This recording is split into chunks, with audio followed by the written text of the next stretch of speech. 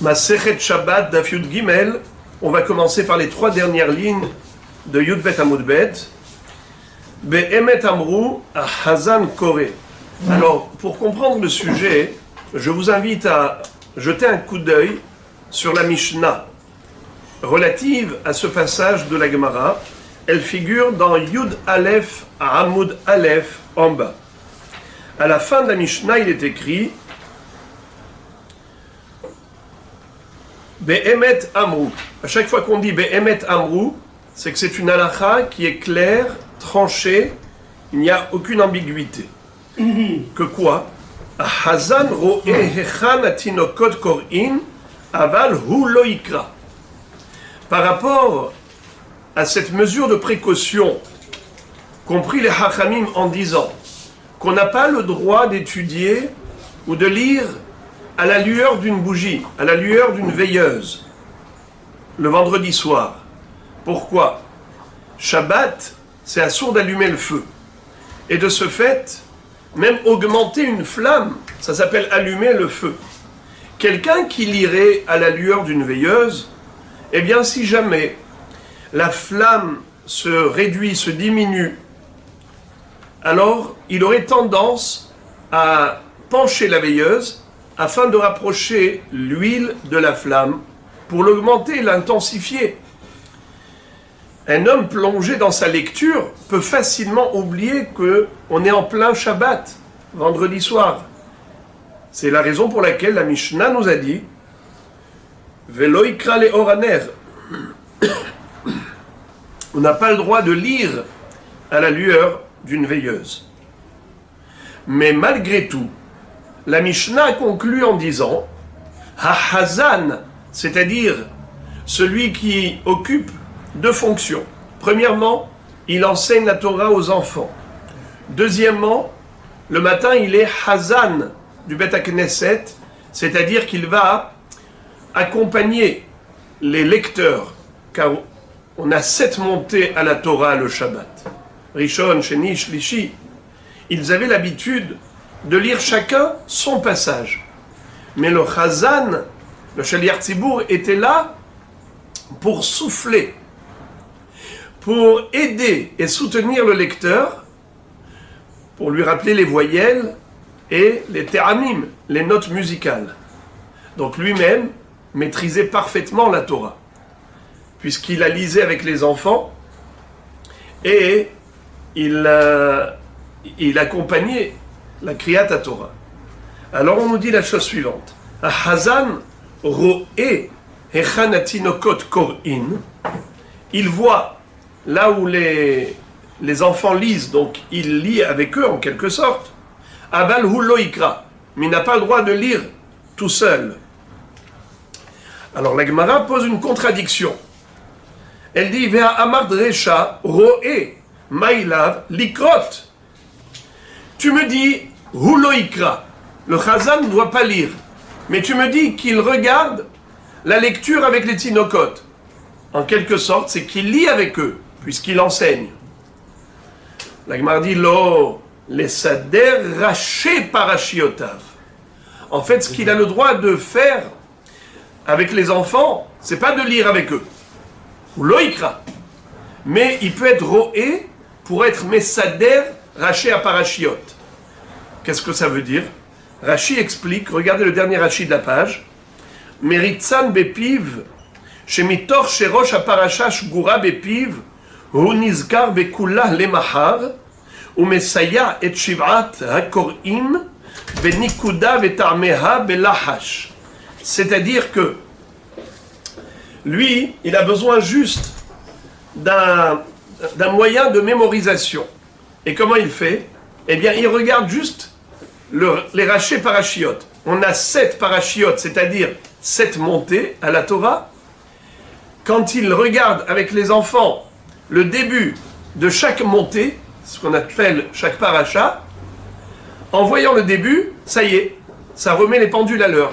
Et dans son esprit, il se souvient de toute la structure de cette paracha. Il se souvient des nekudot et des te'amim afin d'assister les lecteurs le lendemain matin. Pourquoi il n'y a pas de risque qu'il penche la veilleuse par oubli. Car ça ne dure pas longtemps. De regarder juste le premier passouk de chaque aliyah à la Torah, ça ne nécessite pas de longue concentration. Donc il n'y a aucun risque d'oubli. Très bien.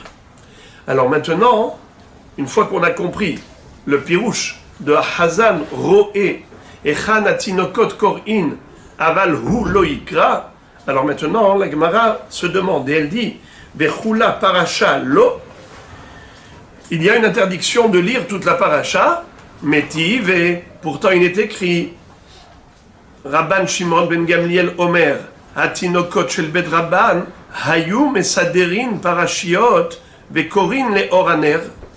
On voit que les enfants ont le droit de lire.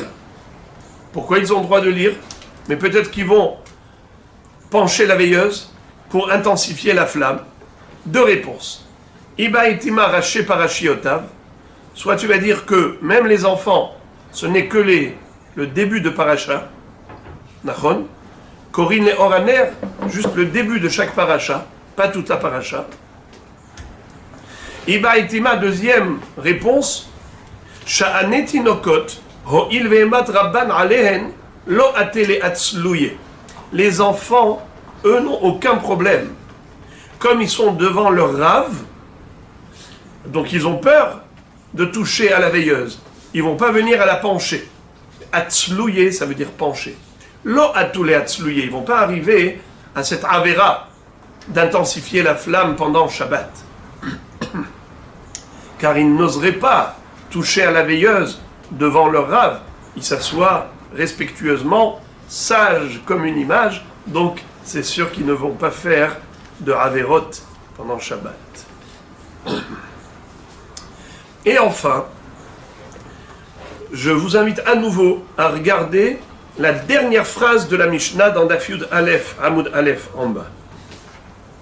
Kayotsebo, lo yochal azav im azava, mipene hergel avera. Pour vous remettre dans le contexte de cette Mishnah qu'on avait étudiée, on avait vu toute une série de précautions, d'institutions rabbiniques qui visaient à nous interdire de faire certaines choses de peur qu'on arrive à profaner le Shabbat. Exemple, lo yetzeh hayat bemahato samuch la hashecha shema yishkach veyetze. Le tailleur n'a pas le droit de sortir vendredi après-midi avec son aiguille suspendue à sa veste, plantée dans son vêtement, de peur qu'il oublie son aiguille sur lui et que le vendredi soir, il sorte avec dans la rue. Nachon. Velo alav l'arbekul mousso. Pareil, le scribe, l'écrivain, ne doit pas sortir avec son kulmous, sa plume accrochée aux oreilles, parce que il risque aussi pareil. Velo yaflet kelav. Velo le ikra le oraner. Tout cela, c'est à quel titre? Pour quelle raison ces interdictions? Ce sont des institutions rabbiniques qui ont institué des barrières de sécurité de peur que l'homme arrive à transgresser le Shabbat. La fin de la Mishnah n'a plus rien à voir avec le Shabbat. Juste, elle nous dit Kayotsebo, c'est-à-dire dans le même ordre d'idées, dans le même esprit. Hachamim ont également mis une barrière de sécurité de peur que l'homme arrive à faire une avéra de nida, chasve shalom, d'aller avec son épouse lorsqu'elle est zava. Alors ils ont dit lo yochal hazav im zava mipene hergel avera. Un homme qui est zav, c'est-à-dire qu'il a eu un épanchement qui n'est pas une éjaculation normale, c'est une maladie de ziva, un écoulement, comme on a déjà expliqué plusieurs fois, c'est une substance farineuse et qui coule d'un éver met, pas d'un éver haï comme un Baal Kiri normal. En tout cas, le zav, il ne faut pas qu'il mange avec son épouse qui est zava. Bien que les deux sont tme'im, il ne faut pas qu'ils mangent ensemble. Pourquoi? De peur que la proximité physique les rapproche de trop et qu'ils glissent ensuite, hasve shalom, dans la faute d'avoir une relation intime parce que il mange avec son épouse pendant qu'elle est nida, pendant qu'elle est zava, Et donc, il risque quelque part d'oublier le Issour et de se laisser entraîner. C'est la raison pour laquelle la Mishnah conclut en nous disant les Chachamim ont interdit aux Zav de manger avec sa femme Zava, mipene hergel avera, de peur qu'il se laisse entraîner à la avera d'avoir une relation. Alors maintenant, la Gemara va faire la déduction suivante. On n'a pas dit lo yochal tahor aimaz Zava. L'homme, le mari, quand il est tahor, il n'a pas le droit de manger avec sa femme qui est Nida, qui est Zava. Vous savez quelle est la différence entre Nida et Zava? Nida, c'est pendant 7 jours. Elle est Nida. Qu'elle est saignée un jour ou 7 jours, si elle s'est arrêtée de saigner le 7e jour, eh bien, le soir, elle va au mikvé. Elle fait Sektara, elle va au mikvé. Mais si elle a saigné après la période de Nida, si c'est 1 ou 2 jours, elle est Shomer Etiom Kenegedium. Si elle a saigné pendant 3 jours consécutivement, elle est Zavagdola. Pour se purifier, il faut qu'elle fasse, après le Hefsek Tahara, qu'elle compte Shivra Nekiyim, 7 jours de propreté, où il n'y a pas la moindre tache de sang. Sinon, elle rechute, elle doit recommencer les 7 jours Shivra Nekiyim. D'ailleurs, de nos jours, il n'y a plus ces deux halachot, Nida et Zava. Les Bnot Israël, Kiblou Alatzman, Shafilu Ro'ot Ipadam Kehardal, Yoshvot Alav Shivra Nekiyim. Pour ça que les gens aujourd'hui ne comprennent pas, c'est quoi la différence entre Nida et Zava, on ne comprenne pas. Parce qu'aujourd'hui, on applique toutes les halachot de Nida comme une Zava Gdola. En tout cas, pourquoi est-ce que la Mishnah nous a enseigné le din de Lo Yochal Hazav Imazava? Le mari est Zav, la femme est Zava, il ne faut pas qu'ils mangent ensemble de peur qu'ils arrivent à la Avera. Mais ce même risque existe aussi lorsque le mari n'est pas Zav, lorsque le mari est Tahor, aussi, il ne faut pas qu'il mange avec sa femme Nida, Zava, de peur qu'ils arrivent à la Avera. Pourquoi la Mishnah n'a pas dit ça? Alors, la Gemara va tout de suite démontrer que autrefois, lorsqu'on faisait attention à la notion de Tum'a et de Tahara, quand on donnait la Terouma au Kohen, ou qu'on mangeait le Korban dans le Bet Hamikdash, donc il fallait faire très attention à la Tum'a. Parce que si tu touches la Terouma et qu'elle est Tme'a, le Kohen ne peut plus la manger. Ou bien si le Kohen est tamé, il n'a pas le droit de manger une Terouma Tehora. Ou bien si un Israël est tamé, il ne peut pas rentrer au Bet Hamikdash, il ne peut pas manger des Korbanot. La notion de Tum'a et Tahara à l'époque, elle était d'une très grande rigueur. Et les gens étaient tellement respectueux de ces notions, ils faisaient tellement attention à cela, qu'on n'avait même pas besoin de dire à l'homme qui était Tahor, ne mange pas avec ta femme Nida ou Zava. Parce que ça, c'était une évidence. Tellement ils avaient peur de manger des aliments qui étaient touchés par la femme Nida ou par n'importe qui de Tamé. La notion de Tahara était tellement vulgarisée que même des produits qui ne sont pas terouma, qui ne sont pas kodesh, c'est ni du korban, c'est ni d'un terouma, c'était du houlin. Eh bien, ils mangeaient houlin betahara. Ils mangeaient même des aliments profanes, qu'on a le droit dans l'absolu de manger même si c'est tamé. Eh bien, ils mangeaient betahara. De peur d'arriver à la terouma tmea, de peur d'arriver au korban tamé, au bet hamikdash. Ils faisaient tellement attention à cela qu'on n'avait même pas besoin de le dire. Il va sans dire que lo yochal tahor imazava, le mari, quand il est tahor, c'est sûr qu'il ne va pas manger avec sa femme Zava. Pourquoi? Parce que sa femme Zava va toucher des aliments qui sont sur la table, et lui, il va manger des aliments tme'im, et eux, ils faisaient très attention de manger houlin, betahara. Voilà comment la Gemara va faire remarquer ce phénomène de l'époque. Tanya, Rabbi Shimon ben Elazar Omer, Bo ur'e, adechan parza tahara beIsraël, shelo shaninu lo yochal atahor im atemea, ela lo yochal hazav im hazava, mipene hergel avera. C'est-à-dire, viens, constate comment à l'époque, donc on l'a compris, la notion de tahara s'est répandue à tel point au sein du peuple juif qu'il était inutile de dire qu'un homme tahor ne doit pas manger avec son épouse lorsqu'elle est zava, qu'elle est tmea, car c'était une évidence. Si, oui, il était nécessaire de mettre une barrière de sécurité, c'est lorsque l'homme lui-même était déjà zav. Puisque lui-même était déjà impur, alors il aurait pu se dire, bon, tant qu'à faire, je suis impur, elle est impure, tout ce que je mange de toutes les façons est impur. Parce que lui-même, le zav, dès qu'il touche l'aliment, il va le rendre impur. Quelle différence si c'est lui qui touche son épouse? Donc il n'y a aucune raison de se séparer d'elle. Alors c'est ça le chidouche de la Mishnah. C'est de dire que malgré tout, il ne faut pas qu'ils mangent ensemble, mais pour une autre raison.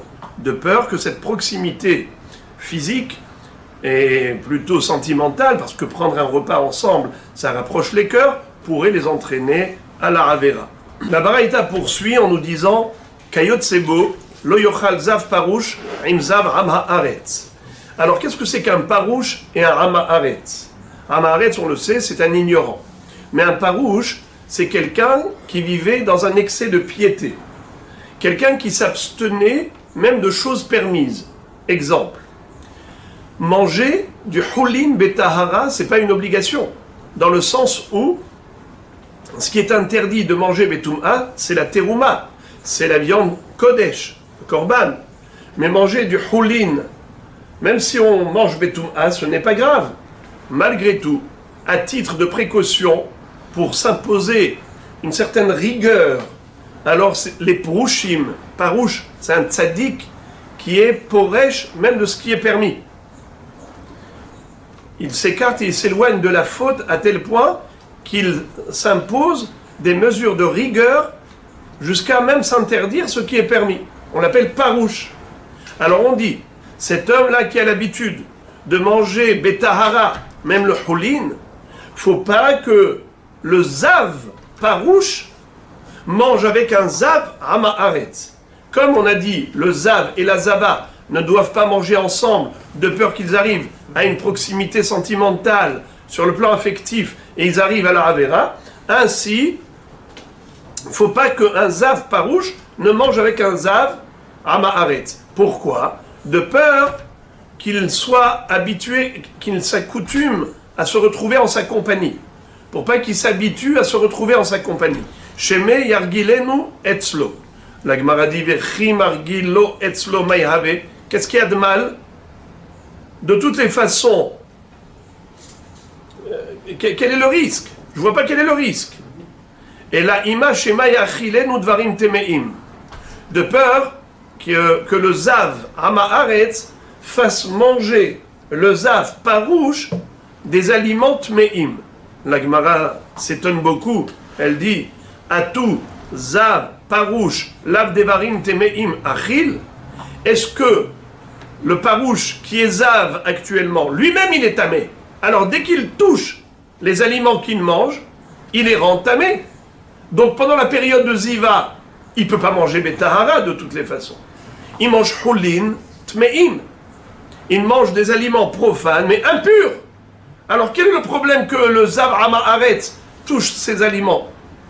Il va lui faire manger des choses tmeim, de toute façon il mange que des tmeim. Amar Abaye, voici l'explication. Gzera shemaya achilenu devarim she'ena metukanim. Pourquoi le Parouche ne doit pas manger avec le Hamaharetz? De peur qu'il lui donne à manger des fruits d'Eretz Israël qui sont normalement soumis au prélèvement de Trumot ou Maasrot, et il risque de lui donner à manger des fruits desquels on n'a pas prélevé le Maaser. C'est ce qu'on appelle le Dmaï. Vous savez que Hachamim ont institué qu'on n'a pas le droit de manger des fruits qu'on achète chez un Hamaharetz jusqu'à ce qu'on prélève le Maaser. Et pourquoi ils ont fait cette chose-là? Pourquoi ils ont décrété le Dmaï? D'ailleurs, le mot Dmaï, c'est Dam-Maï. What is it? C'est quoi ces céréales? Meroussa, pas Meroussa? Alors la Gemara nous raconte que Yohanan Cohen Gadol, à son époque, il a envoyé des émissaires dans tout Eretz Israël pour faire des statistiques. Et il a constaté que la majorité des Amé Haaretz prélevaient le Maaser. Mais comme il y avait une minorité non négligeable qui ne prélevaient pas le maaser. Comme dit Tosfot, c'était un mi'out shachiyah, une minorité importante. Parce que vous savez c'est quoi majorité-minorité? Il y a deux façons de voir, soit 99% et 1%. Eh bien 99% c'est la majorité. Il y a aussi 51% et 49%. 51% c'est la majorité. Donc il y a majorité et majorité. Alors lorsque la minorité est importante, bien que Minatora, ça reste minoritaire, mais Midera Banan, ils ont fait une gezera. Et ils ont dit, quand tu achètes des fruits chez le Hama Haaretz, il faut que tu prélèves Midera Banan. Alors c'est cela. Abaye te dit, étant donné que les fruits du Hama Haaretz, c'est du Dmaï, c'est assourd de manger sans prélever, nous craignons que le Hama Haaretz mette dans l'assiette du parouche, qui lui mettent quoi? Des pérotes, l'omerosarim, des fruits qui ne sont pas metoukanim. Rava n'est pas d'accord avec Abaye pour dire que c'était cela le risque chez Mayar Gilenu Etzlo. Pourquoi? Rava Amar, Rov Ameh Haaretz Me'asrin Hen. Puisque Minatora, on le sait, que la majorité des Ameh Haaretz, ils prélevaient le Maaser, donc Minatora, on suit la majorité. Qui est-ce qui interdit ces fruits à la consommation? C'est que les Chachamim. C'est une xéra, de peur que peut-être qu'il n'ait pas prélevé. D'accord? Toi maintenant, qu'est-ce que tu vas dire? Il ne faut pas qu'ils mangent ensemble, de peur qu'ils lui fassent manger des fruits, et ces fruits peut-être qu'il ne les a pas prélevés. C'est une xéra sur une xéra. Car le dmaï, Minatora, il est permis. C'est qui a interdit le dmaï? C'est les Chachamim. Et toi maintenant tu vas mettre encore une deuxième barrière de sécurité. Laquelle? Qui ne mangent pas ensemble. Ça c'est une deuxième institution. Lo yochal zav parouche, im zav hama haaretz, shemaya achilenu, dvarim shena metukanim. Et c'est quoi dvarim shena metukanim? Du dmaï. Et qui a interdit le dmaï? Les Chachamim. Alors quoi? Tu mets une barrière sur une barrière? En gozrim gzera li gzera.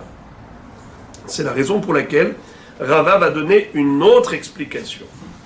Et là, Shema yehe ragil etzlo, veya achilenu dvarim temeim, bime tahorato. Voici le risque. C'est que s'il s'habitue à prendre un repas ensemble, eh bien que maintenant, les deux, ils sont tamés, Zav Parouche et Zav Hama Haaretz, mais ils vont développer une proximité sentimentale qui va faire que même après, plus tard, quand le Parouche va être Tahor, il va manger avec le Hama Haaretz, son copain. Or, le copain Hama Haaretz, lui, il ne fait pas attention à Tum'a et Tahara, puisque le Choulin, mais Ikaradin, il n'y a pas de Issour de manger du Choulin Tamé. Alors, il risque de lui mettre dans son assiette du Ochel Tamé. Voilà pourquoi, à titre de précaution, il ne faut pas qu'il s'habitue à manger avec lui. Même lorsque lui-même il est tamé, le parouche. Zav, parouche, lo yochal, im zav, ama haaretz, shema yargilenu etzlo. Et quand il va être ragil, il va s'accoutumer, il va s'habituer à sa compagnie, et bien après ça, même quand il va aller au mikvé et qu'il va être tahor, ce parouche, il va continuer à prendre des repas avec le Hama Haaretz. Or, le Hama Haaretz, lui, il ne fait pas attention aux notions de Tum'a. Il s'en fiche, puisque ce n'est pas un sourd, mais un Ikaradin. Eh bien, à ce moment-là, le Parouche, lui, va manger des Dvarim Tmei. Je me permets d'ouvrir une petite parenthèse pour vous faire remarquer que la mahloket entre Abaye et Rava ici, à savoir, est-ce qu'on fait une xéra les xéra? Est-ce qu'on met une barrière sur une barrière ou pas? On a déjà vu plus haut. Vous vous rappelez, on avait vu une mahloket entre Rava et Abaye, oui, Dafyud Aleph Hamoud Bet. Est-ce qu'on avait le droit de faire entrer sa tête dans un autre reshoot et boire de l'eau? On avait vu que si c'est reshoot ayachid, reshoot arabim, c'est assourd, de peur qu'il ramène vers lui le keli plein d'eau, nachon. Et Abaye avait dit que c'est pas seulement entre Reshut HaYachid et Reshut HaRabim, c'est Asur Mina Torah, mais même lorsqu'il s'agit de carmélites. Par exemple, j'ouvre ma fenêtre, ma maison, et ça donne sur un champ agricole qui est carmélite. Eh bien, on a le même Issour, d'après Abaye, de peur qu'il ramène de la carmélite vers le Reshut HaYachid, le Kélido. Rava lui a dit, pas du tout. C'est permis. Pourquoi? Car l'interdiction de transférer des objets de la carmélite au Reshut HaYachid, c'est que Midei Rabbanan. Alors qu'est-ce que tu vas faire? Tu vas mettre une barrière sur une barrière, tu vas lui interdire de boire en sortant sa tête à l'extérieur, et il boit dans la carmélite, tu dis, faut pas boire, de peur qu'il ramène vers lui le Kéli. Mais ça s'appelle Gzera. Les Gzera, les En Gozrim, Gzera, les Gzera. Donc nous voyons que entre Daf Yud Aleph Amud Bet et Daf Yud Gimel, on retrouve exactement le même esprit dans la marloquette de Abaye et Rava. Et maintenant, puisque nous sommes dans le cadre de l'étude des mesures de précaution que prennent les Hachamim par rapport au risque de Avera, je profite de l'occasion pour vous faire remarquer que les gens, jusqu'à présent, trouvaient exagéré ce que faisaient les Chachamim. Mais pourquoi ils prennent tellement de précautions, tellement de mesures de sécurité? Mais franchement, est-ce qu'ils n'exagèrent pas? Est-ce qu'ils ne nous compliquent pas la vie? De peur, de peur, de peur? Eh bien les amis, aujourd'hui, dans cette situation du risque de Corona, on ne peut même pas imaginer. Les gens sont beaucoup plus mahmirim que les Hachamim. Ils se confinent tous dans les maisons, ils s'enferment, ne me touche pas, je te touche pas. Regardez-moi ça. Le Hama Haaretz avec le Parouche. Ne mangez pas ensemble. Mais franchement, faut pas exagérer. Mais c'est une fracture sociale là. Et aujourd'hui, c'est pas une fracture sociale. Quand chacun se retrouve à 10 km de l'autre, ne me touche pas, ne t'approche pas, je te donne pas la main.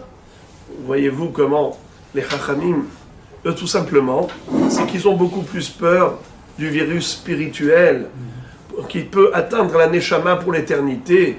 Ça, ils prennent au sérieux beaucoup plus que le danger physique. Au moins égalité, avoir peur de la faute. Dahil hata'in, ça s'appelle en araméen. Yerehet. Je ferme la parenthèse.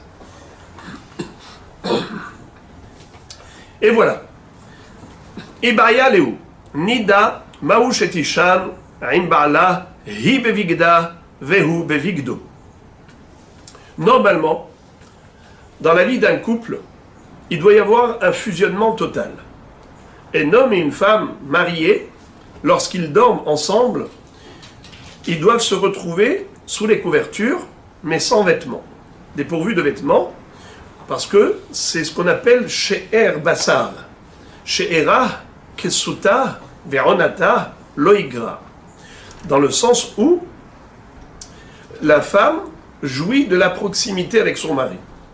Et l'homme n'a pas le droit de priver son épouse de cette jouissance, tout simplement, de se retrouver proche. À tel point que la Gemara dans Masechet Ketubot va nous dire, dans le Daf Mem Het, que si un homme dit « Hu bevigdo vehi bevigda » non, moi ça ne m'intéresse pas de me retrouver dans cette situation, je veux mettre mon pyjama, qu'elle mette son pyjama, je ne suis pas à l'aise d'être dans cette situation. Eh bien, dans ce cas-là, il va à l'encontre de la mitzvah de She'era Kesuta Veronata, Yotzi Veiten Ketuba. Si elle réclame le guet, il doit lui donner et il doit payer tout à Ketuba, car il est en faute. Bien sûr que si elle-même le comprend, qu'il fait froid ou autre, pour des raisons X ou Y, elle n'exige pas cela, il n'y a pas de problème. Si elle est mohelet, Naron est de bon gré, et pas malgré elle. Mais si elle attend d'être proche physiquement de son mari, il n'a pas le droit de la priver. À ce titre-là, ça c'était l'introduction, pour comprendre maintenant la baya de la Gemara. Ibaya lehu, nida, ma'ushetishan imbala, hi bevigda, vehu bevigdo. Est-ce qu'un homme a le droit de dormir avec son épouse dans le même lit lorsqu'elle est nida? Elle met son pyjama, lui met son pyjama, est-ce qu'ils ont l'obligation de séparer les lits? Ou bien est-ce qu'ils peuvent se retrouver dans le même lit? Ils ne feront rien. Ils n'auront aucune relation. Mais juste de se retrouver dans le même lit. Hu bebigdo, vehi bebigda. Amar Rav Yosef. Rav Yosef va déduire que c'est interdit de la halakha suivante qui parle d'un registre totalement différent. Tashma. Ha'of ole imag gevina ala shulchan ve'eno ne'echal. Divrei Bet Shammai. Bet Hillel omrim lo ole ve'lo ne'echal. Il y a une marloquette entre Bet Shammai et Bet Hillel à propos du poulet avec le lait, le fromage. D'après Bet Shammai, on a le droit de poser sur la table d'un côté le poulet, de l'autre côté le fromage. Mais si on mange du poulet ou du fromage, on n'a pas le droit de les avoir les deux sur la même table. De peur que par oubli, on mangerait du fromage avec du poulet. Bien que le poulet, c'est pas assour avec du halav, mina Torah, c'est assour que midera banane. Car la Torah dit, l'otevachel gedi bahalev imo. Ne mélange pas la chair de l'agneau avec le lait de sa mère, c'est-à-dire uniquement des animaux, et pas des volailles, mina Torah. C'est qui a interdit de mélanger le laitage avec la volaille? C'est les chachamim. Et malgré tout, à titre de précaution, faut pas manger sur la même table du poulet si tu as du lait à côté, s'il y a du fromage à côté, ou vice-versa. Mais tu peux les mettre les deux à côté de l'autre, il n'y a pas de problème. Bet Hillel sont extrêmement mahmir, et ils vont dire lo ole velo ne'echal. À titre de précaution, tu ne mets pas sur la même table du poulet et de la gvina, de peur que tu arrives à les mélanger. Alors, qu'est-ce que tu vois? Qu'en effet, on ne met pas sur la même table le poulet et le fromage. Au même titre, tu ne mets pas dans le même lit un homme et sa femme. Nida, même si chacun est avec son vêtement. La Gemara dit, ce n'est pas une preuve. Sha'ane hatam deleka derot. Qu'est-ce que ça veut dire? Quand est-ce qu'on a interdit de manger du poulet alors qu'on a du fromage à côté? Ou manger du fromage lorsqu'on a du poulet à côté sur la même table? C'est seulement lorsqu'on est seul dans sa salle à manger. Mais si on était deux personnes, peut-être que ce serait permis. Que l'un mange du poulet et l'autre mange du laitage, c'est permis. Et donc pareil ici, l'homme et la femme, ce sont deux personnes différentes. Donc même s'il y en a un qui oublie le issour, il se rapproche de l'autre, eh bien l'autre va le rappeler à l'ordre. Il va lui dire attention, c'est assaut. Donc tu ne peux pas comparer l'incomparable. On a interdit de manger du poulet avec du laitage lorsqu'on est seul, parce qu'il n'y a personne qui est là pour nous le rappeler, de ne pas mélanger le fromage avec le poulet. Mais lorsqu'il y a deux personnes, l'homme et la femme, ils sont deux. Donc s'il y en a un qui oublie, l'autre va lui rappeler. Achinami mistabra. Et pour enfoncer le clou, par rapport à ce distinguo que la Gemara vient d'établir, elle dit, d'ailleurs c'est logique ce qu'on vient de dire,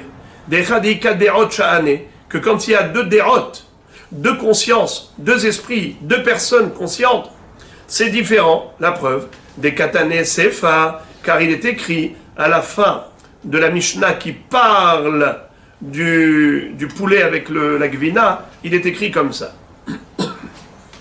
Rabban Shimon ben Gamliel Omer, Shne arsenaim ochlim al shulchan echad, ze ochel basar, ve ze ochel gvina, ven chosheshin. Qu'est-ce que ça veut dire?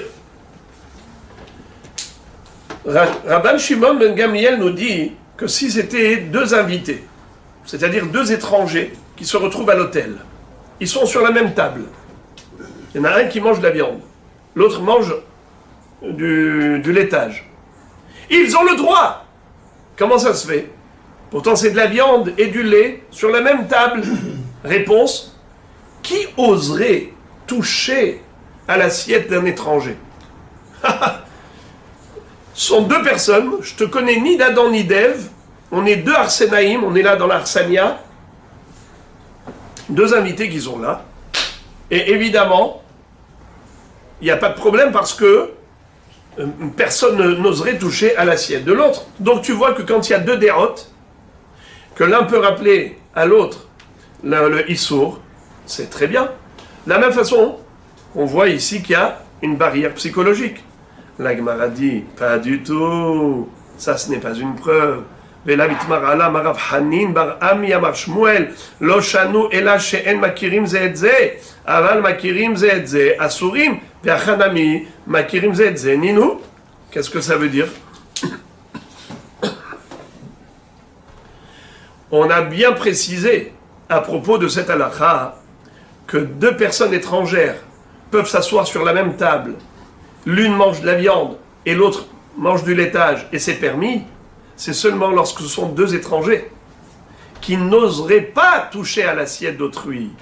Mais si c'était deux amis et qui prennent un repas ensemble, il y en a un qui prend une pizza et l'autre prend une grillade, eh bien c'est assourd qu'ils mangent ensemble sur la même table. Sauf si ils font un vrai chinouille. D'accord ? Il y en a un qui a mis par exemple, voilà, il a pris une bouteille de savon à côté et il dit, mais pourquoi tu as mis ça? Ah, pour me rappeler. Ou bien il y en a un qui a une nappe, l'autre qui n'a pas de nappe, et ainsi de suite. Alors, la Gemara dit, tu vois donc que quand ils se connaissent, ils n'ont pas le droit de manger ensemble l'un de la viande et l'autre du lait. Parce qu'ils risquent de goûter l'un à l'autre. Eh bien la même chose, un homme et son épouse, évidemment qu'ils sont très proches l'un de l'autre. Donc le fait qu'ils soient deux, ce n'est pas une protection. Même s'ils sont deux, mais ils sont très proches. Donc ils peuvent facilement glisser dans la Avera, comme deux amis qui prennent un repas ensemble, bien qu'ils soient deux, c'est assourd. Car ils sont proches l'un de l'autre. Alors la Gemara veut tout de même dire quelque chose de très beau. Elle dit, Achi Hashta, est-ce que tu peux comparer Hatam derotika shinui leka. Pourquoi est-ce qu'on a interdit à ces deux personnes, ces deux amis, de manger ensemble, l'un du laitage et l'autre des grillades sur la même table, bien qu'ils soient deux? Pourquoi c'est assourd? Parce qu'il n'y a pas de chinouille, il n'y a rien qui fait tilt. Il n'y a aucun chinouille. Donc ils peuvent facilement oublier le issour et se goûter mutuellement l'un à l'autre de ce qu'ils mangent. Tandis que l'homme et la femme, il y a deux qualités. La première, c'est qu'ils sont deux, premièrement. Qu'est-ce que tu vas me dire? Ouais, mais ils sont proches l'un de l'autre. Mais deuxièmement, il y a un chinouille, c'est qu'ils sont habillés. Et normalement, quand elle n'est pas nida, elle n'est pas habillée, il n'est pas habillé, donc il y a quelque chose qui dit comment? On est un couple et on est habillé? Ah, c'est parce que maintenant c'est une période où on n'a pas le droit de se toucher. Alors, de ce fait, la Gemara dit, peut-être qu'en effet c'est permis. Peut-être qu'en effet c'est permis. Donc on n'a toujours pas de preuve. Retour à la case départ. C'était quoi la baria initiale de la Gemara? Est-ce qu'un couple a le droit de se retrouver habillé dans le même lit lorsque la femme est nida? Oui ou non? L'histoire du poulet avec le laitage ou de la viande avec le laitage, ce n'est pas une référence. Parce que là-bas on a interdit parce qu'il n'y avait pas de chinouille. Mais ici, premièrement, il y a deux dérotes, deux esprits, deux hommes, deux individus. Et deuxièmement, il y a chinouille. Peut-être quand on a le cumul des deux facteurs à la fois, peut-être que c'est permis. Et cas d'Amré, ce même débat a été présenté avec une petite nuance, une petite variation. Rajba Gomer Shner Senaim, Orlim al Shulhan Echad, Ze Basar Veze Gvina. Vitmar Allah, Amar Abhanin Barami Amar Shmuel, Lo Shanu El Hashem, Makirim Ze et Ze, Aval Makirim Ze et Ze, Assur, Verchinami Makirim Ze et Ze, Ninu. Ça veut dire que la Gemara avait voulu démontrer que c'est assour parce qu'ils sont makirim, parce que l'homme et la femme fusionnent au niveau de l'esprit, donc c'est comme deux amis qui mangeraient ensemble sur la même table, l'un de la viande et l'autre du laitage, pour lesquels on a dit que c'est assour, de peur que l'un goûte de ce que l'autre mange. Alors là aussi, ça devrait être assour. Et la Gemara a réfuté en disant, ce n'est pas une preuve. Hatam derot ika shenouy leka, hachaika derot veka shenouy, comme on l'a déjà dit, à propos du repas pris ensemble. C'est vrai qu'ils sont deux individus, un il mange la viande et l'autre du lait, mais il n'y a rien qui les rappelle à l'ordre, il n'y a rien qui met en exergue le chinouille. Par contre, au niveau de la femme avec son mari, ils sont non seulement deux individus, mais en plus, il y a un chinouille. Alors peut-être que ce serait permis. Alors la Gemara va devoir chercher ailleurs la solution à ce problème, à savoir, est-ce que c'est permis ou interdit? Voilà comment la Gemara va déduire de notre Mishnah l'interdiction. Lo yochal azav imazava mipene hergel avera. On a vu dans notre Mishnah qu'il est interdit, même pour un zav, de manger avec sa femme zava, de peur que le repas pris ensemble les rapproche sentimentalement et qu'ils arrivent au niveau affectif à une telle proximité jusqu'à la avera. Donc tu vois qu'on a pris des précautions. Alors évidemment qu'il faut aussi prendre des précautions et que l'homme ne soit pas dans le même lit avec son épouse, même si les deux sont habillés. La Gemara dit non. Cette preuve n'en est pas une, car là-bas, quand ils prennent un repas ensemble, il n'y a rien qui est étrange. Il n'y a pas de chinouille pour se rappeler que c'est assourd de se rapprocher l'un de l'autre. Ils prennent un repas ensemble, comme tous les jours, eh bien, il n'y a aucun chinouille. C'est pour ça que c'est assourd. Par contre, ici, il y a un chinouille, puisqu'ils sont habillés, chose qui est étrange par rapport à un couple, eh bien, en effet, ça va leur rappeler le issour.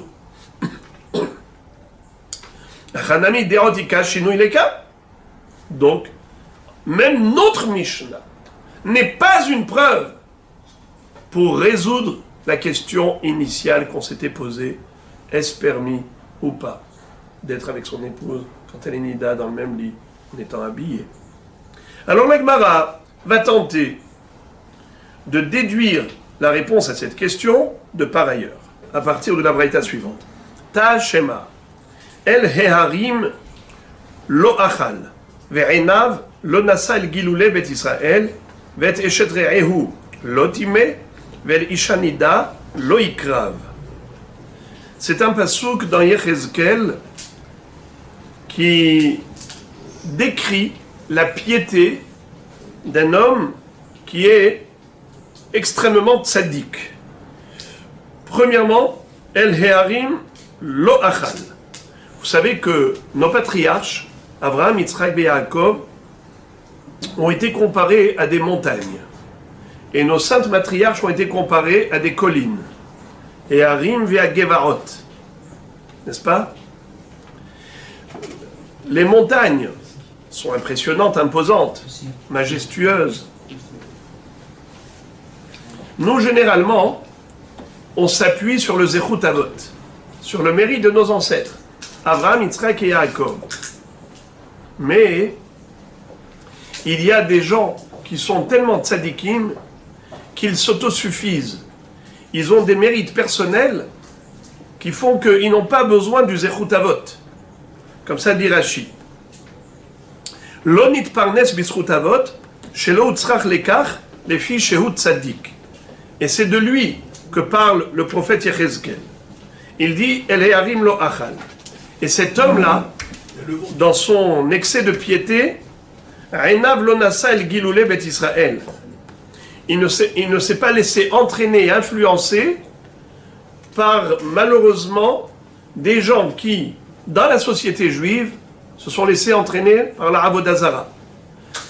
Et il est très difficile de résister à l'influence négative d'autres juifs. Quand il s'agit de non-juifs. Alors, tu comprends la différence. Toi, tu as reçu la Torah, eux ne l'ont pas reçue, donc tu comprends que tu ne dois pas imiter leur comportement. Mais lorsque il y a des Giloulé Beth Israël, là c'est beaucoup plus dur. Parce que tu vois tes semblables qui agissent négativement, eh bien tu peux croire que c'est quelque chose que tu peux imiter. Tu peux faire comme eux. Alors, ce tzaddik-là, non. Ve'enav lo nasa el Giloulé Beth Israël. Il n'a même pas levé ses yeux pour s'intéresser à tout le négatif qui a été adopté par les autres. Il n'a pas souillé la femme de son prochain. Qu'est-ce que ça veut dire? Est-ce qu'on parle d'une relation interdite, incestueuse? C'est évident. Il faut être rachat pour le faire. Ici, on parle d'un tzaddik. Alors, c'est quoi? Rachidi, il parle ici du Yihoud, dans le sens où cet homme, non seulement, évidemment, qu'il n'a pas été chas v'shalom avec une femme de quelqu'un d'autre, mais il a tellement pris de précautions, qu'il a fait très attention de ne jamais se retrouver en isolement, en yihoud, avec une femme mariée. Et teshetrehu lotime. Ve'el isha nida lo ikrav. Et il ne s'est pas rapproché de son épouse Nida. Alors, la Gemara dit comme ça. Makish isha nida le eshetrehu. Ma eshetrehu. Hu bevigdo vei bevigda asur. Afishto nida. Hu bevigdo vei bevigda asur. Shema Amina. La Gemara dit que ce pasouk de Yechezkel qui a juxtaposé ces deux femmes, la femme du voisin et sa propre femme Nida, quel est le rapport? Pourquoi on a écrit l'une à côté de l'autre? C'est pour te dire que de la même façon qu'il est évident que l'homme n'a pas le droit de se retrouver dans le même lit avec la femme du voisin, même s'ils sont habillés, ça c'est une évidence. Ainsi, c'est assourd de se retrouver avec son épouse dans le même lit, même en étant habillé. Donc voilà comment la Gemara a déduit finalement l'interdiction. D'où on sait que c'est assourd de se retrouver dans le même lit, même habillé. Eh bien, puisque le Navi a comparé le fait d'être avec son épouse Nida dans le même lit, même habillé, à quelqu'un qui, chas v'shalom, se retrouverait dans le même lit avec une femme mariée, même habillée. Chose qui est évidemment gravement interdite. Et d'ailleurs,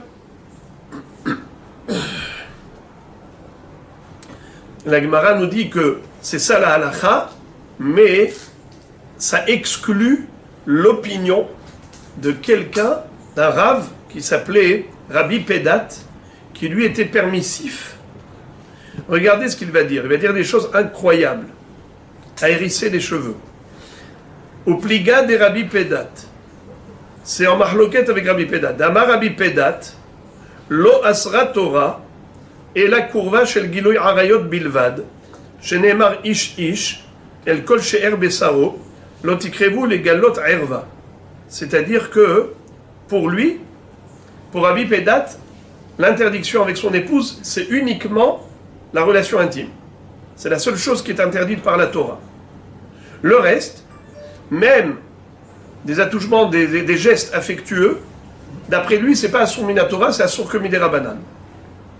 Et par conséquent, de dormir dans le même lit, habillé, il n'y a même pas de Isur des Rabanan. Ça veut dire que, pour lui, on descend d'un cran. On descend d'un cran. L'interdit thoraïque, c'est que mamash, le tashmish. L'interdit rabbinique, c'est tous les préliminaires, c'est tout ce qui va autour, tous les gestes affectueux. Ça, c'est interdit midera banan.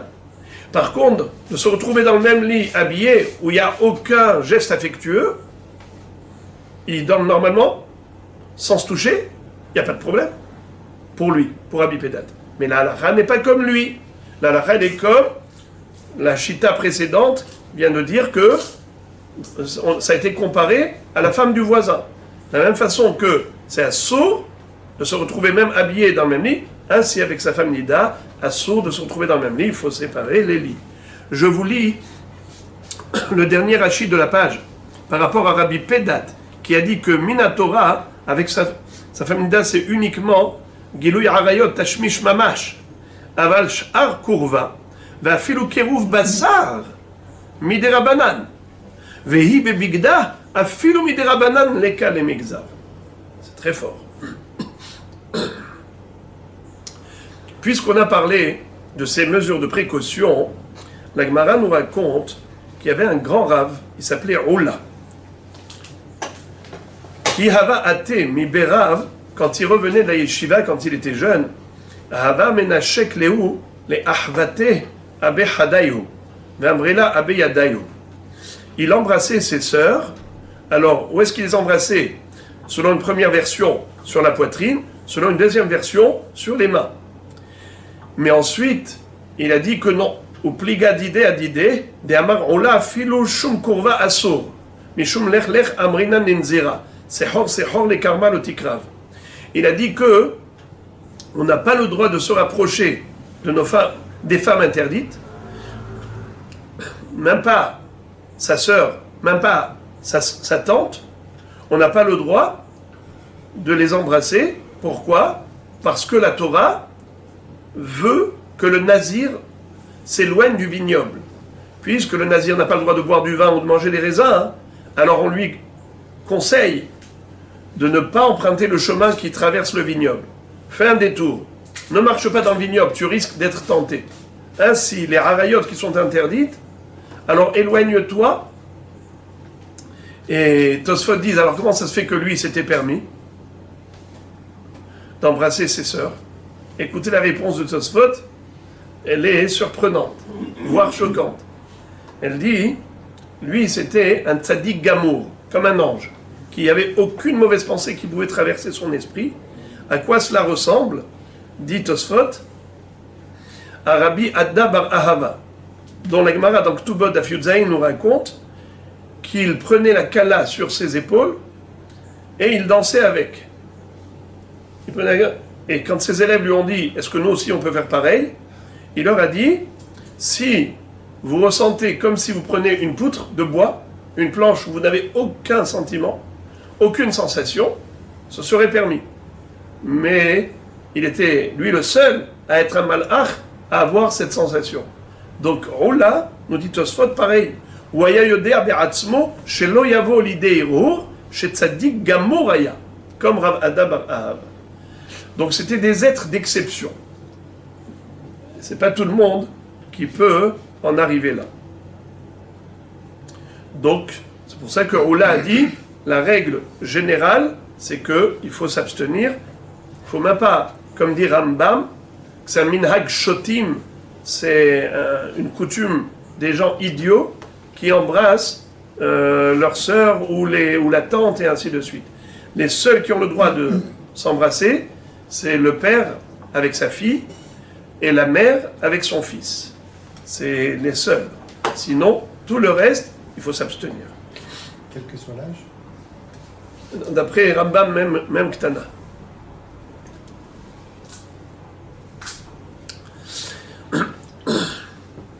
Toujours à propos du même sujet, la Gemara raconte une histoire dramatique.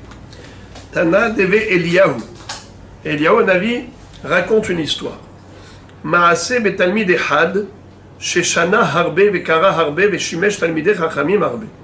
Il était une fois un talmid chacham qui avait étudié beaucoup de mikra, de mishnah et de gemara, ce qu'on appelle shimesh talmidei chachamim.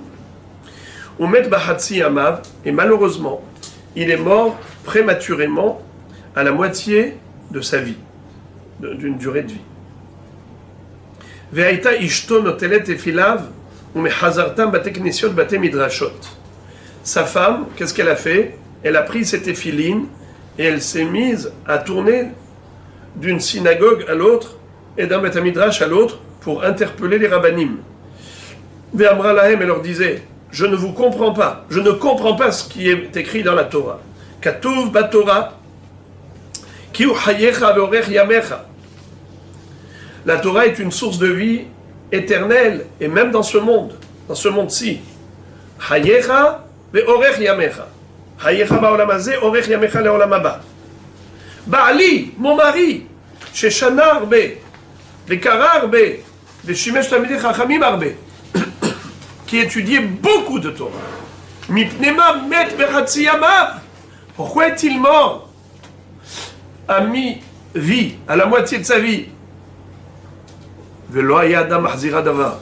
Personne n'était capable de lui donner une réponse satisfaisante. Eliyahu Hanavi raconte un jour, il m'est arrivé de me retrouver chez elle, et elle s'est mise à raconter à nouveau son malheur et à interpeller Eliyahu en disant pourquoi Dieu a commis cette injustice. Alors je lui ai dit, Biti, ma fille, j'ai une question à te poser. Bimeni douter mawetzler. Lorsque tu étais Nida, comment s'est-il comporté envers toi? Amrali has veshalom. Afilu betzba ketana lo nagarbi. Jamais de la vie. Il ne m'a même pas touché le petit doigt. Bime libuner mawetzler. D'accord. Pendant la période de Nida, il ne t'a pas touché. Maintenant, je te pose la question. Comment s'est-il comporté pendant les 7 jours de propreté? Ce qu'on appelle Yemé Liboun, où la femme elle porte des vêtements blancs, levanim, pour vérifier s'il n'y a pas une tache de sang. Ça s'appelle Shivra Nekiyim Yemé Libouner. Yemé Liboun, les jours où elle est lovechet levanim. Alors, elle a répondu Achal Imi, il a mangé avec moi. Shata Imi, il a bu avec moi. Yashan Imi Bekirouf Bassar, il a dormi avec moi déshabillé, mais il n'y a pas eu de relation. Velo alta da'ato al davar aher, il n'a pas eu du tout l'idée d'une relation. Amartila, je lui ai dit, Baruch hamakom sheharago, béni soit l'Éternel qui lui a retiré la vie. Shelo nasa panim la Torah. Qu'est-ce que ça veut dire Shelo nasa panim la Torah?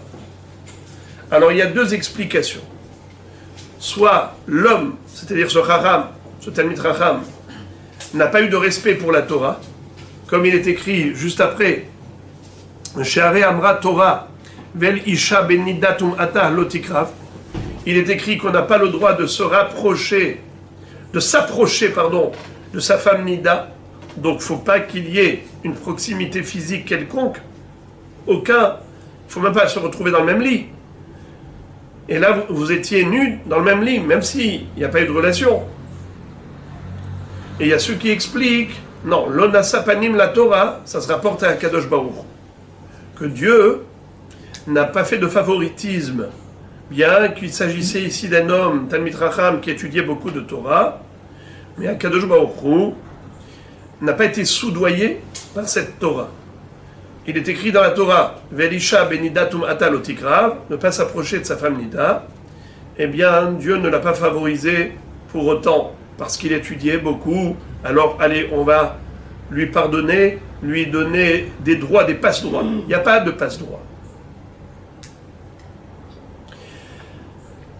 Tosfot pose une question en disant, mais si c'était un homme tzaddik, un homme qui étudiait beaucoup, comment est-ce possible que pendant les 7 jours de propreté, tant qu'elle n'a pas encore été au mikvé, elle est considérée Nida à 100%, même si elle a cessé de saigner. Mais tant qu'elle n'a pas été au mikvé, elle est Nida Gemora. Quelle différence entre Yemeni Dout et Yemeni Boun? Tosfot répond quelque chose d'étrange. Il dit qu'à cette époque, ils avaient un minhag très spécial. C'est que la femme, après la période de Nida, elle allait au mikvé. Comme dans le din de la Torah. 7 jours de Nida, elle va au mikvé. Mais comme je vous l'avais déjà dit, que les Benot Israël ont pris sur elle ce minhag de ne pas se suffire que des Shiva Yemenida, mais de faire comme la Zara Gdola, c'est-à-dire d'attendre 7 jours propres. Et elles allaient une deuxième fois au mikvé. C'est pas ce qu'on fait aujourd'hui. Aujourd'hui, elle va qu'une seule fois au mikvé, mais à l'issue de la période de Nidot et de Ziva et de Liboun, Shiva Nekim. À l'époque, ils allaient 2 fois au mikvé. Donc, après 7 jours, quand elle allait au mikvé, Minatora, elle était déjà Tehora. C'est seulement par rapport à cet akana rabbinique qui était d'attendre encore 7 jours de Liboun et d'aller une deuxième fois au mikvé. C'est ça ce qu'il a transgressé. Parce que lui, il s'est dit, puisque c'est que Midirabanan, on n'a pas besoin d'être aussi mahmir, comme si elle était Nida Minatora. Donc il a cru que, pendant la période du Liboun, il avait le droit de se retrouver dans cet état, avec elle dans le lit, même dépourvu de vêtements, juste assourd d'avoir une relation. Mais une proximité physique, pourquoi pas? Puisque c'est que Midirabanan, l'interdiction d'avoir une relation à ce moment-là. Alors, c'était ça son erreur. Son erreur était qu'il a cru que puisque c'est assourd que Midirabanan, donc on a le droit d'avoir une proximité. C'est comme ça que Tosfot répond. Seulement, ce qui me gêne dans cette réponse de Tosfot, c'est que la Gemara a cité un pasouk. La Gemara dit Amarti la Baruch hamakom she'arago shelo nasa panim la Torah she'amra Torah ve'elisha benidatum atah lo tikrav. Donc il a cité un pasouk. Je crois que c'était Asur mina Torah. Mais il faut dire qu'il a voulu lui dire par là que de la même façon que la Torah a interdit à l'homme de se rapprocher de sa femme Nida, ainsi, lorsque les Hachamim ont considéré la femme Nida pendant les Shiva Nekiim supplémentaires, eh bien, ils devraient appliquer la même mesure de précaution comme les précautions que l'on a par rapport à sa femme Nida. La Gemara conclut le sujet en rajoutant une précision qui a Tarabdimi Amar Mita Hada Havai Bebarava Amre Amar Yitzhak Bar Yosef Sinar Mafsik Beno Lebena. Qu'est-ce que ça veut dire? Rachidi Mita Hada Havai Rehava Velo Kiruv Basar Havai Savar de Share Beachi. Pourquoi cet homme s'était trompé? Parce que c'était un lit qui était large. Donc il s'est dit, chacun va dormir dans une extrémité de la largeur du lit. Donc il n'y a pas de proximité physique, on ne se touche même pas. C'est pour ça qu'il s'est trompé. Et ensuite, on rajoute qu'il avait un sinar, un tablier. Comme un pantalon de pyjama qui faisait que de toutes les façons c'était inaccessible. Alors, donc il croyait que c'était permis et c'était ça son erreur. Et maintenant, la Gemara passe à une autre Mishnah. Ve'eluhen mina alachot shamru ba'aliyat Hanania ben Hizkiya ben Garon she'alu levakero. Nimnu verabu bet Shammai al bet Hillel ve'yudhet dvarim gazru bo bayom. La Mishnah nous raconte qu'il y avait un grand Hacham, c'était le maître de sa génération, il s'appelait Hanania ben Hizkiya ben Garon. Et on va voir à son propos des choses grandioses. Il était monté à l'étage de sa maison pour s'enfermer là-bas, pour s'investir dans l'étude du Sefer Yechezkel. Comme la Gemara va dire que le livre de Yechezkel, il y a dedans des psukim qui paraissent contradictoires avec la Torah. Comme si le prophète Yechezkel contredit la Torah.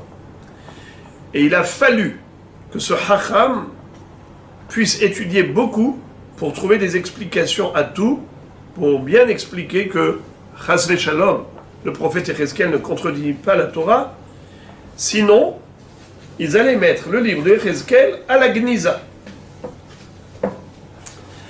Eh bien, ce grand Hacham, lorsqu'il était dans la Aliyah, à l'étage où il s'était confiné pour étudier, il a eu la visite des grands maîtres de la génération, qui sont venus le voir. Et quand ils sont venus le voir, ils étaient tous là, ils se sont mis à traiter des sujets de halakha, et ce jour-là, on a compté, et on a vu que les talmidim de Beth Shammai étaient plus nombreux que les talmidim de Beth Hillel. Généralement, la halakha est comme Beth Hillel, parce qu'ils étaient plus nombreux. Mais dans la aliyah de Hanania ben Hizkiya ben Garon, Beth Shammai était plus nombreux, premièrement. Deuxièmement, la Mishnah nous dit que ce jour-là, où on a été lui rendre visite, tous les Chachamim lui avaient rendu visite, ils ont décrété 18 institutions rabbiniques ce jour-là, qu'on verra après dans la Gemara. Shmona Asar Dvarim, Yutre Dvarim, Gazru Bobayom. Alors je relis la Mishnah. ואלו מן ההלכות שאמרו בעליית חנניה בן חזקיה בן גרון שעלו לבקרו נמנו ורבו בית שמאי על בית הלל וי"ח דברים גזרו בו ביום. fin de la Mishnah. La Gemara אמר לי אביי לרב יוסף אלו תנן או ואלו תנן ואלו תנן הנה דאמרן או אלו תנן דבעינן נממר כמן. Qu'est-ce que ça veut dire? Le premier mot de la Mishnah, on avait un safek. Abaye a posé à Rav Yosef un safek. Il lui dit comment il faut lire. Il faut lire avec le vav, ve'elu, ou bien est-ce qu'il faut lire sans vav, elu. Qu'est-ce que ça change? Si on lit avec le vav, c'est que cette Mishnah elle se rapporte à la Mishnah précédente. Le vav c'est le et, conjonction de coordination.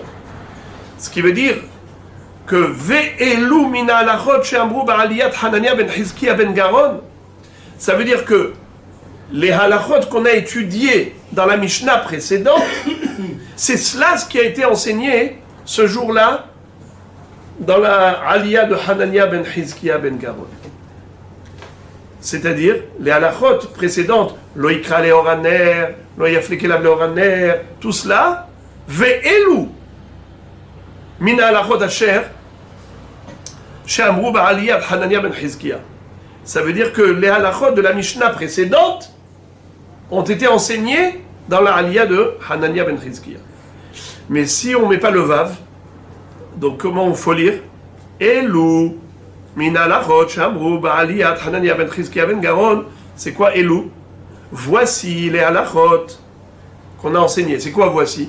C'est les halachot qu'on va enseigner dans la Mishnah suivante. Si on dit ve'elu, celle-ci, ces halachot, on les a enseignés dans la Aliyah de Hanania. On parle des halachot précédentes, de la Mishnah précédente. Et si on dit elu, on parle des halachot qui vont être enseignés dans la Mishnah suivante. Alors il lui dit, je ne sais pas. Il faut dire avec vav ou sans vav. Alors, avant de continuer, je voudrais relire pour traduire. Amaru Abaye le Rav Yosef. Elu tenan ou ve'elu tenan?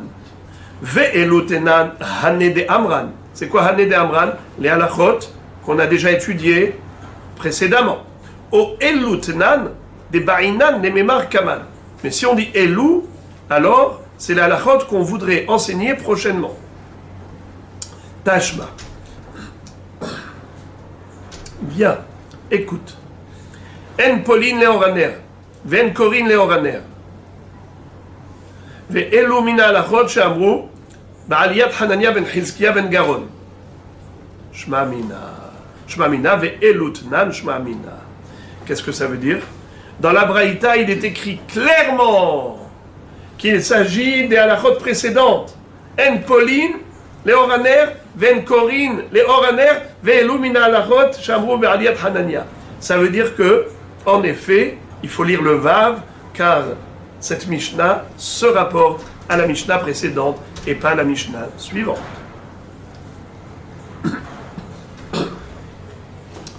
Tanura Banan.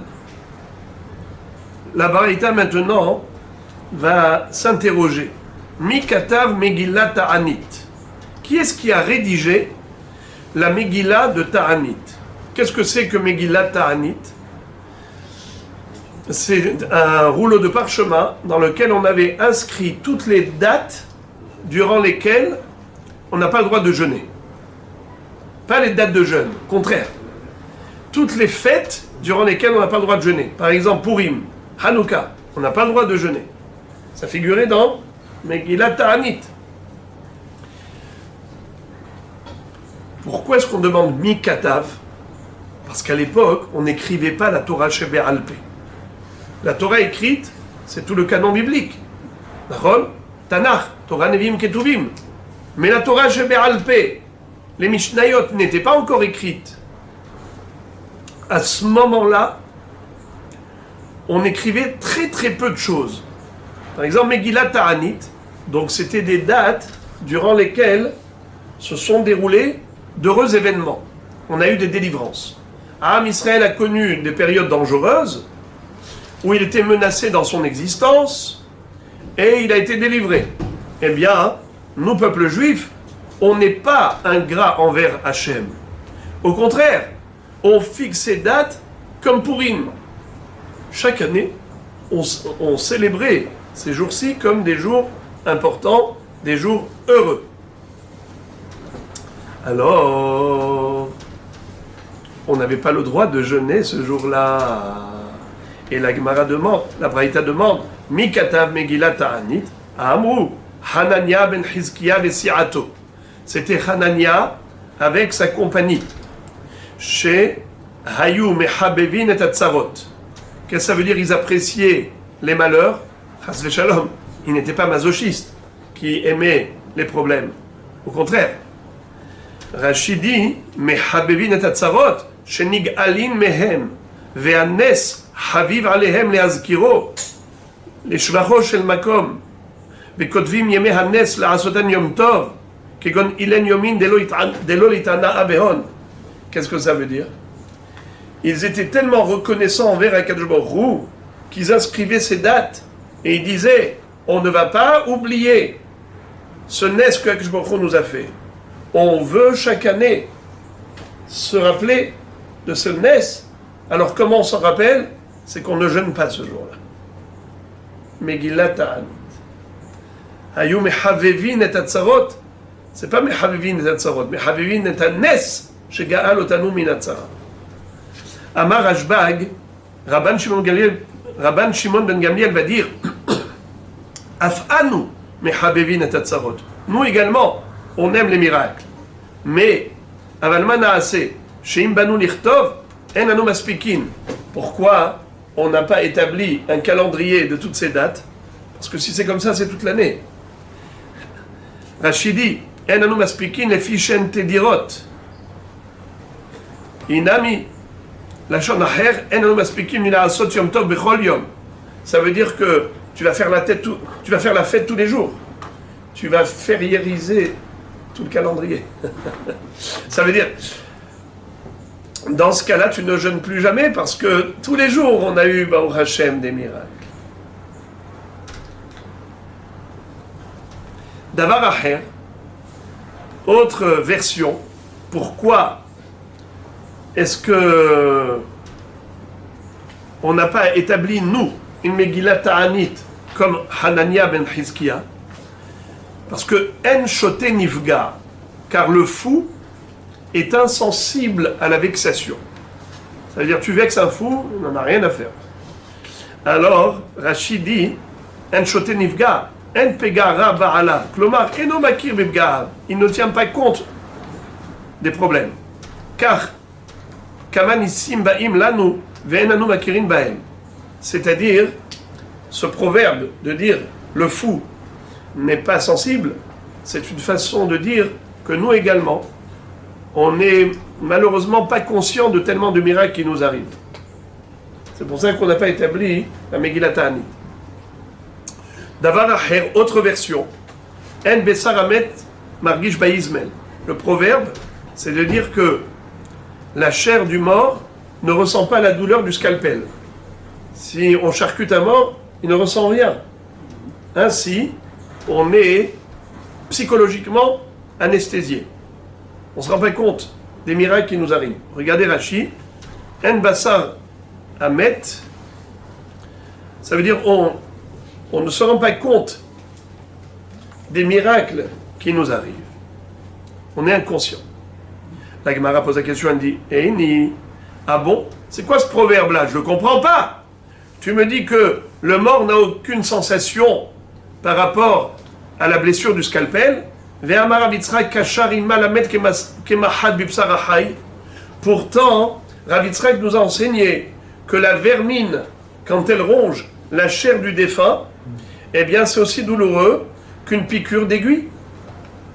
Kasha rima lamet kemahat babasar ahay shene'emar, comme dit le pasuk, ach besaro alav ichav venafsho alav te'eval. Réponse, Ema en basar amet shebahay margish ba'izmel. En effet, le mort, il ressent la douleur de la piqûre, de la vermine. Et quand on a dit que le mort ne ressent pas la blessure du scalpel, on ne parle pas du mort, on parle de la chair morte du vivant. Lorsque quelqu'un a de la chair qui est nécrosée, il a de la peau morte, il coupe, il ne ressent rien. Comme ceux qui vont pour aller retirer les peaux mortes, on coupe avec le couteau, il ne ressent rien. Donc la même chose, on est devenu insensible, comme Bessar Hamet chez Bahaï. Mais les Mefarshim expliquent que le mort lui-même n'a pas de sensation non plus. Qu'est-ce que ça veut dire? Que la vermine qui ronge le corps du défunt, ça pique comme une aiguille? C'est que au moment où la Neshama se sépare du corps et qu'elle voit le corps dans cet état de putréfaction et d'être rongé par la vermine, eh bien la Neshama porte le deuil. La Neshama sent deuil pour son compagnon de route. Toute une vie, le corps a été l'enveloppe de la Neshama. Ça a été son outil de travail. Et maintenant, elle voit que le corps auquel elle était associée se retrouve dans cette situation rongée par la vermine. Pour la Neshama, c'est une douleur comme la piqûre d'une aiguille dans le corps d'un vivant. C'est ça la kavana d'après certains mefarshim. Et on va terminer le sujet. Amar Abuda Marav, Beram Zechor Oto Aish Letov, Hanania ben Chizkiah Shemo, She'ilmalehu, Nignav Sefer Yechezkel, She'ayu Devarav, Sotrin Divrei Torah. Qu'est-ce que ça veut dire?